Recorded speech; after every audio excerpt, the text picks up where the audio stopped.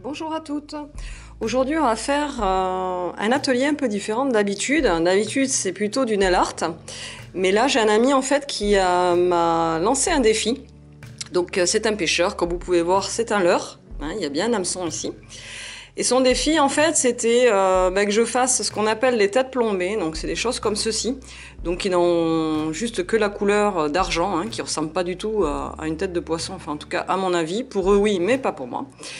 Et donc son défi, c'était de customiser en fait ces têtes plombées pour qu'ils aient une tête de poisson. Je vous cache pas qu'ils aiment les décors assez originaux, j'en ai un gros ici, avec des couleurs qui flashent bien.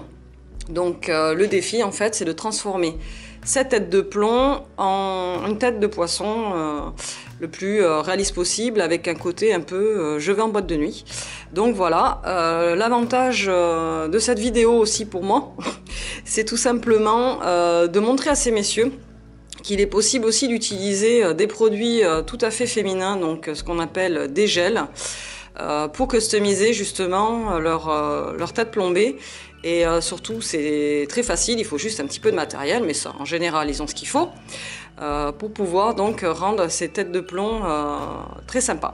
Donc pour ce défi nail art, donc je vais avoir besoin de gel, ce qui est un gel de construction en fait, qui est un gel assez épais et facile à travailler. Je vais avoir besoin d'une base blanche, donc j'ai pris un vernis semi-permanent, pareil ça que vous pouvez trouver assez facilement pour me permettre en fait à ma couleur de bien ressortir. Pour les différentes couleurs, je vais appliquer donc des peintures acryliques, donc vous pouvez trouver ça dans les magasins loisirs créatifs. Je vais avoir besoin d'un pinceau gel qui va me servir en fait à bien appliquer mon gel de construction, celui-ci à la fin. De toute façon, vous allez voir au déroulement de la vidéo comment ça se passe. Une lampe UV donc pour catalyser mon gel, ça c'est indispensable. Un dégraissant aussi pour enlever l'effet gluant sur le gel. Et de paillettes bien évidemment pour faire votre décoration. Donc pour commencer, ce que je vais faire en fait, c'est que je vais passer mon vernis semi-permanent blanc sur toute ma tête plombée. Donc, comme ceci, c'est pas la peine d'en mettre une tonne. Hein.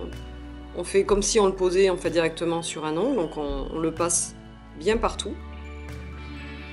Donc là voilà, j'ai passé donc mon vernis semi-permanent partout, donc de la couleur blanche. Ça va nous servir en fait aux couleurs à venir de pouvoir bien ressortir. Donc dès qu'on a fait ça, on catalyse sous lampe UV pour que le vernis semi-permanent en fait soit bien dur. Donc là on a passé notre première couche de peinture acrylique. On va passer donc notre deuxième couche. Comme vous pouvez voir, vous risquez d'avoir des petites traces blanches. C'est normal, c'est tout simplement la peinture en fait qui s'étire sur le vernis transparent blanc. Donc la deuxième couche, on fait comme la première, hein. On prend son pinceau, je tourne un petit peu, on est bien sous la lumière, et on va venir donc passer une deuxième fois sur la tête. On en passe bien partout.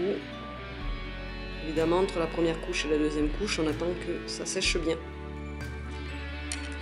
Donc là, ma deuxième couche d'acrylique est posée. Je vais attendre que ça sèche pour en fait dessiner les yeux avant de poser mon gel par-dessus. Donc quand on a attendu que ces deux couches soient bien sèches, on va venir en fait faire les yeux. Donc là, comme vous pouvez voir, j'ai commencé à en faire un, donc le fond. Donc pour ça, j'ai pris en fait un appareil, ce qu'on appelle un dotting tool, nous dans notre domaine. Ça nous permet de faire les ronds les plus précis possibles. Donc il est important évidemment de faire les yeux aux mêmes endroits. Donc j'ai pris tout simplement de la peinture blanche acrylique, comme la verte en fait, mais en blanc. Et je vais donc venir dessiner le deuxième œil du poisson. Donc pour ça, je me mets bien de face pour que ça donne vraiment les yeux en fait aux mêmes endroits. Donc on va venir faire un petit point tout d'abord pour être sûr de ne pas faire de bêtises. Et après, ce qu'on va faire, c'est qu'on va appuyer légèrement sur dotting tool pour former en fait un rond bien net. Donc voilà, donc mes yeux sont faits. Donc je les ai faits en fait avec un dotting tool, donc le côté en fait épais, que je trempe directement dans ma peinture et en fait je viens l'appliquer comme ceci et le point se crée. Après on peut le grossir à volonté. Hein. Et on va faire pareil en fait pour le noir, c'est-à-dire qu'on va prendre un dotting tool un peu plus fin et on va venir en fait poser la peinture acrylique noire directement au centre de l'œil du poisson. pour lui donner une véritable forme d'yeux en fait. Donc là, je viens d'en faire un. Je vais vous montrer pour le deuxième. Donc on attend toujours que les peintures soient bien sèches, hein, entre deux. Si vous voyez que le vert continue à s'étirer par endroits, vous prenez un petit pinceau fin et vous repassez en fait de la peinture verte. Ça peut arriver vu que normalement le support c'est des ongles, c'est pas vraiment une tête de plomb. Donc on va venir poser le dotting sur le centre et on fait comme ceci. Donc comme le blanc, on fait pareil avec le noir. Et donc on va créer la pupille du poisson et lui donner enfin un joli regard. Donc là, ça y est, j'ai réalisé, en attendant, parce que j'avais un problème de caméra, j'avais plus en fait de batterie, donc du coup j'ai un petit peu avancé. J'ai décidé en fait de faire, bon là c'est vrai qu'on voit pas très bien parce qu'il commence à faire sombre, le blanc de l'œil un petit peu irisé. Donc pour ça j'ai pris du gel, vous savez le top coat que je vous disais tout à l'heure, semi-permanent. Celui-ci en fait, j'ai mis une petite goutte sur mon papier aluminium. Et en fait ce que je suis venue faire, c'est que j'ai mélangé des paillettes en fait à ce gel et je suis venue passer mon petit cure-dent. Donc là chacun cure-dent, on peut faire ça aussi avec un petit pinceau directement sur le blanc de l'œil de mon poisson. Bon, l'idéal c'est de faire ça avant de mettre le point noir, j'avoue, mais j'ai eu l'idée en fait après pour donner un petit peu plus un effet irisé en fait à mon poisson. Donc voilà, on vient vraiment tapoter sur tout le tour du bord. Vous inquiétez pas si vous montez en fait sur le point noir, on va revenir en fait mettre un petit coup de peinture noire dessus et ça va être ni vu ni connu. Donc là il faut pas hésiter quand même, il faut quand même en mettre pas mal et ça fait en fait un petit effet holographique après quand vous allez directement pêcher. Donc là cet œil là lui est terminé, donc j'ai repassé un petit point noir dessus et j'en ai profité en fait pour faire mon dessous de la tête avec du vernis donc ou du gel, après ça c'est comme on veut, semi-transparent, semi-permanent autant pour moi. Donc je suis passée bien en dessous, j'ai refait en fait les contours aussi verts pour que ça soit bien propre. Donc là par contre quand on est venu faire ça, vu que c'est fait avec du gel, il faut toujours catalyser le gel pour que ça tienne bien. Donc ça c'est très important. Le temps imparti après ça va être 2 minutes à, là par exemple en dessous j'ai mis quand même 4 minutes pour bien faire sécher mon produit. Donc là j'ai fini les yeux, ça y est, donc il y a le petit côté paillette aussi irisé. Et comme dans mon défi en fait c'était le dessus vert, donc comme celui-ci, avec le dessous rosé dégradé, je vais vous montrer comment on peut réaliser cette petite astuce. Donc ce qu'on va faire c'est qu'on va prélever donc de la peinture acrylique rosée, puisque là c'était l'astuce c'était d'avoir le même que le précédent au niveau de la couleur, et on va venir en fait comme le vert passer son pinceau donc sur le bout comme ceci et après on va réaliser le côté fondu avec une éponge comme ceci. Donc là c'est une éponge à maquiller, après on peut très bien utiliser des éponges qu'on trouve dans les colis, il n'y a aucun souci. Donc voilà, avec l'éponge en fait ce qu'on va faire c'est qu'on va légèrement tapoter la peinture acrylique comme ceci en avançant tout doucement et vous allez voir en fait la peinture se dégrade automatiquement pour faire un effet beaucoup plus sympa plutôt que d'avoir un rose comme ça appliqué en dessous ou mal dégradé tout simplement. Là ce système là avec ça vous pouvez pas vous tromper, il n'y a aucun souci, ça marche super bien et on peut le faire en 2 couches. Voilà, donc mon dégradé maintenant est fait. C'est un peu dommage parce que là c'est vrai que je fais ça le soir, donc on voit pas super bien, mais je peux vous dire que ce que j'ai fait en fait, c'est que j'ai pris un rose assez foncé, un rose assez clair, et j'ai dégradé comme ceci avec mon éponge, pour que ça fasse pas non plus rose foncé et que ça casse directement, quoi. Il faut quand même au moins mélanger de rose pour que ça soit joli. Après bon, c'est comme on veut, hein. Donc voilà, donc là j'ai terminé en fait la base de mon poisson. Donc avec les couleurs, les yeux et le ventre.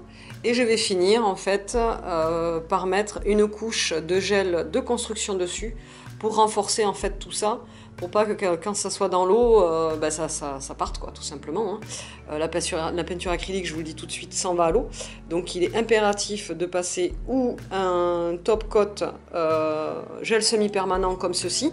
Par contre la résistance sera plus faible que si vous utilisez en fait un gel de construction comme ceci qui sera un peu plus épais, un peu plus embêtant à poser, mais par contre après le résultat est sur un plus long terme. Donc là je vais poser mon gel et je finirai par quand même une couche de top coat vernis semi-permanent dessus. Donc là ça y est, j'ai fini le dessus, j'ai catalysé. J'ai passé aussi un produit dégraissant en fait pour enlever l'effet collant avec un petit coton. Et ce qu'on va faire maintenant, c'est qu'on va faire le dessous. Donc j'ai gardé exprès le dessous pour vous montrer comment on va poser en fait le gel et le catalysé. Donc pour ça, on prend le pot de gel, son pinceau et on va venir en fait poser directement le gel là, sur le dégradé donc que j'ai fait. Alors, il ne faut pas appuyer trop fort en fait, il faut donner des mouvements comme ça assez légers. Et on vient en fait passer sur toute la surface pour recouvrir le dessin, le motif.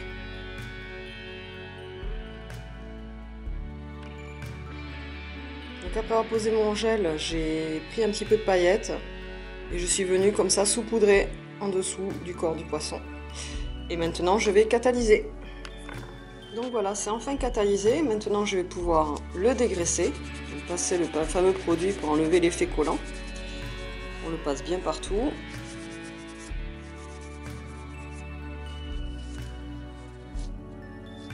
Voilà, on essaie d'oublier aucun endroit, bien sur les côtés. Ne vous inquiétez pas s'il y a un petit peu de peinture qui part, c'est pas très grave. Hop. À moins que vous n'ayez pas bien couvert, mais sinon c'est pas très grave. Ça arrive aussi avec les vernis. Voilà, donc ma tête plombée maintenant est terminée. On peut lui rajouter son corps pour faire en fait le leurre. Ça, vous verrez ça en photo. Maintenant, on va en faire un deuxième un peu plus rapide. Donc là, la demande en fait sur le deuxième leurre, le deuxième défi en fait, c'est juste de recouvrir avec du gel transparent et par contre là que des paillettes sans faire de couleur en plus. Donc on va prendre exactement la même technique qu'on a vu tout à l'heure. On va prendre en fait un gel de construction comme ceci, donc un peu épais. Et je vais faire donc un mélange de paillettes, argent et or, que je vais mélanger en fait au gel et je vais venir tapisser toute la boule pour après donc la catalyser pour que ça durcisse bien et la dégraisser par la suite. Donc on y va. Donc là j'ai pris une bonne quantité de gel et j'ai mélangé en fait des paillettes argent et des paillettes or et je vais venir donc tapisser directement la boule en fait de plomb sur l'avant du leurre. Donc là par contre j'hésite pas parce que vu que j'ai pas mis de couleur en dessous, bah, le but c'est quand même si on va voir quand même la couleur du plomb, ce qui est normal puisque il va y avoir un effet argenté quand même. Le but c'est de recouvrir par exemple le numéro qui a écrit en gros sur le dessus, donc là c'est 25, voilà, que ça ne se voit pas quoi. Donc là je vais venir recouvrir donc toute ma boule.